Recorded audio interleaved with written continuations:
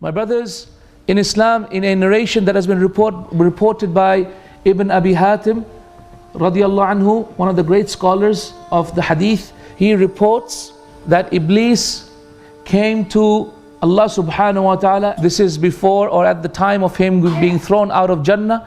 At that point, Iblis made a dua to Allah and he said, "Oh Allah, you created me to do fitna on the children of Adam. I have no power on the children of Adam until and unless you allow me to. So grant me the power to cause fitna to children of Adam." So Allah subhanahu wa ta'ala said, "For you is that." Then Shaitan said, "Oh Allah, give me more. Increase me in it." Listen to this. So Allah said, whenever a child of Adam is born, you will have another shaitan that is also born. Meaning for every human being that exists in this dunya, there will be another shaitan that Allah subhanahu wa ta'ala allows shaitan to actually procreate and to have more children. For every child that is born in this dunya, there is another shaitan that comes into existence as well.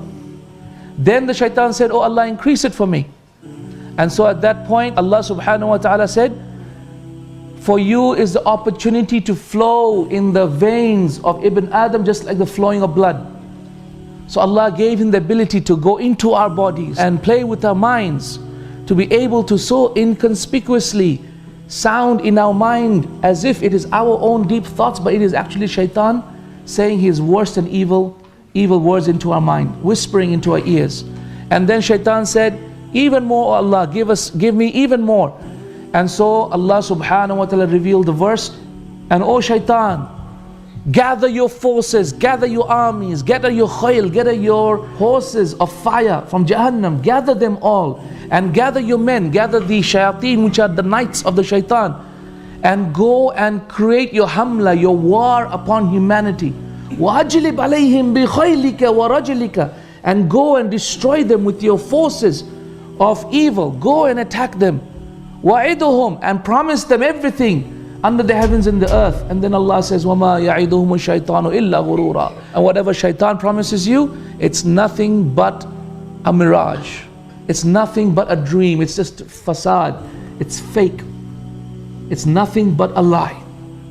So in this hadith it continues, and it says that Adam alayhi salatu wasalam heard this dua of Iblis and came to Allah subhanahu wa ta'ala and said, "Ya Rabbi, you have given shaitan this much power and authority over me, so what will you give me, Ya Allah? Give me something."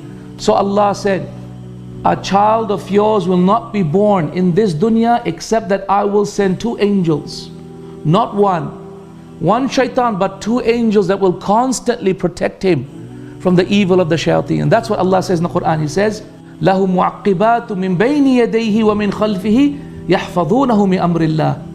What is that verse? It says that for every single human being are two interchanging angels, one in the front, one in the back, that preserve him from the command of Allah.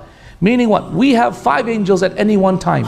Shaitan has one enemy, but we have 5 at any one time. 2 to write down our deeds, one on the right, one on the left, good deeds, bad deeds. And then 2 more to protect us, one from the front, one from the back. And they also interchange. And then a 5th one to simply whisper into our ears, "Do good, say this, say that, say subhanallah, say alhamdulillah, say la ilaha illallah." And he is our good side. 5 angels. Allahu Akbar. So Adam became happy. And so he said, "Oh Allah, give me more." So Allah subhanahu wa ta'ala told him, "For every bad deed, I will only write 1 bad deed, or I will remove it, meaning I will forgive it. But for every good deed, I will write 10 good deeds." So he became happy. And he said, "Oh Allah, give me more." So Allah subhanahu wa ta'ala said that, "I promise you that my forgiveness is forever open until the soul leaves the body." Meaning once the soul is in the body, then Allah subhanahu wa ta'ala's forgiveness is always open. And then Adam alayhi salatu wasalam, our father, asked the 4th time, "Ya Rabbi, zid, give me even more than that." And so Allah subhanahu wa ta'ala replied, "Qul ya ibadi alladhina asrafu ala anfusihim la taqnatu min rahmatillah." Meaning, do not at all despair, at all, do not have any doubt at all that Allah loves us so much. He cares for us so much. He really wants to be with us in Jannah. He did not create us to punish us at all. Inna Allah yaghfiru dhunuba jami'a. Allah loves to forgive, and He will forgive every single sin, your past, your future, your present, every single sin. Innahu huwal ghafurur rahim. Indeed, He is the most forgiving, the most merciful. Wa anibu ila rabbikum. And turn everyone, all human beings, humanity, return back to your Lord together, repenting to Allah subhanahu wa ta'ala, and submit to Him with your repentance. What does submitting mean after repentance? Submit to Him in the best of ways, total submission, and that is salah. The total submission to Allah subhanahu wa ta'ala is our salah. We submit our voices to Allah, so we don't speak anything but the Quran or dhikr. That we submit our outer appearance to Allah Azza wa Jalla, so we are totally involved in ruku or sujood or standing in salah. And we submit our minds to Allah Azza wa Jalla, so we don't think of anything except Allah subhanahu wa ta'ala.